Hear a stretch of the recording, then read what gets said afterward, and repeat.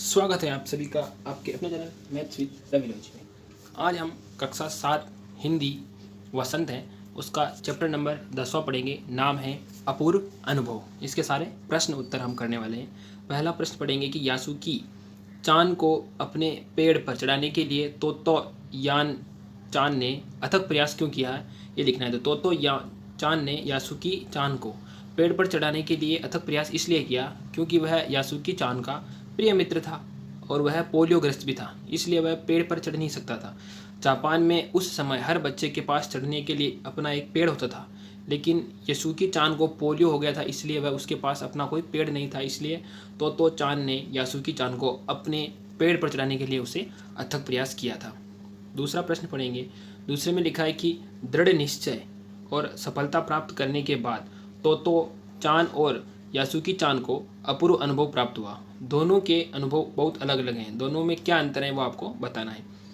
तो तोतो चान का जो पेड़ था अपना पेड़ था, इसलिए वह उस पर बहुत बार चढ़ चुका था, लेकिन उसकी दोस्ती पोलियोग्रस्त दोस्त से हुई थी, इसलिए उसे अपने दोस्त को द्विशाखा पर चढ़ाने का बहुत खुशी हुई, यानी कि उसको वह पेड़ पर चढ़ाना चाहता था। चूँकि यासुकी चान के पास अपनी बीमारी की वजह से कोई पेड़ नहीं था, इसलिए वह उसे बहुत खुशी मिली और उसके लिए एक अलग ही अनुभव था उसको पेड़ पर चढ़ाना। तीसरा प्रश्न पढ़ेंगे।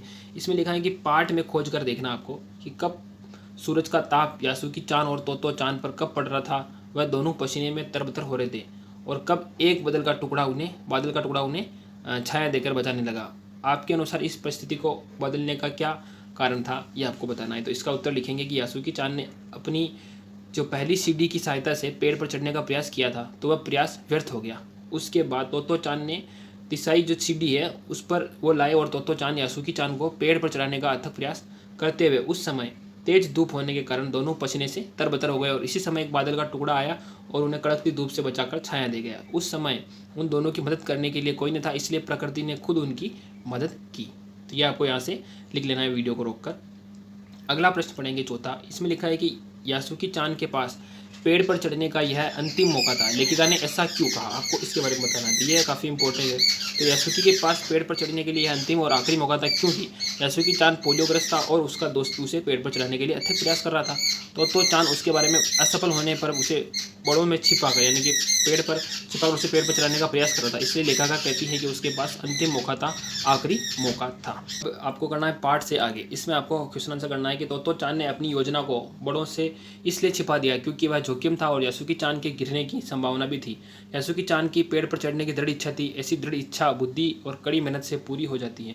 आप इस तरह सफलता के लिए दृढ़ इच्छा और बुद्धि का प्रयोग करके कठिन परिश्रम करना चाहते हो, तो इसके बारे में आपको बताना है। तो मैं उस कार्य को दृढ़ इच्छा और बुद्धि के प्रयोग से कठिन परिश्रम करना चाहूँगा, जिससे दूसरों को खुशी मिले और उसकी मदद हो सके।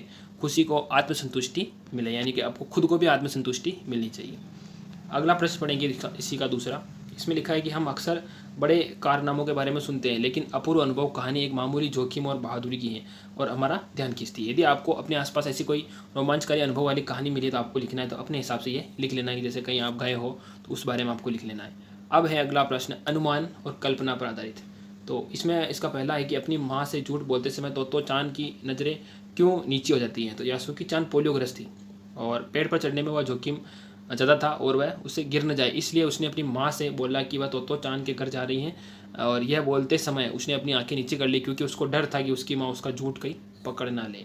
दूसरा प्रश्न पढ़ेंगे। दूसरे में लिखा है कि यासुकी चान जैसी शारीरिक चुनौतियों से गुजरने वाले लोगों की सुविधा हर जगह नहीं होती, लेकिन कुछ जगहों पर ऐसी सुविधाएं होती है। इन सुविधाओं के बारे में बताना। तो जैसे मेट्रो स्टेशन पर होती है, अस्पताल में रैंप वगैरह, हवाई अड्डों पर शारीरिक जो दृष्टि से जो विकलांग लोग हैं उनके लिए सीढ़ियाँ वगैरह, ऐसी लिफ्ट वगैरह होती है, और विद्यालय में भी रैंप बना होता है। तो इस प्रकार से सारे क्वेश्चन आपको कर लेने हैं वीडियो को रोक कर।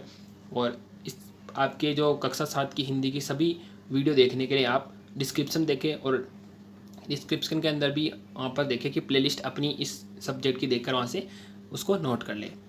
वीडियो पसंद है तो वीडियो को लाइक करें, चैनल पर नए हैं तो सब्सक्राइब आप जरूर करेंगे। मिलेंगे हम अगली वीडियो में, तब तक आप पढ़ाई करते रहेंगे और जय हिंद।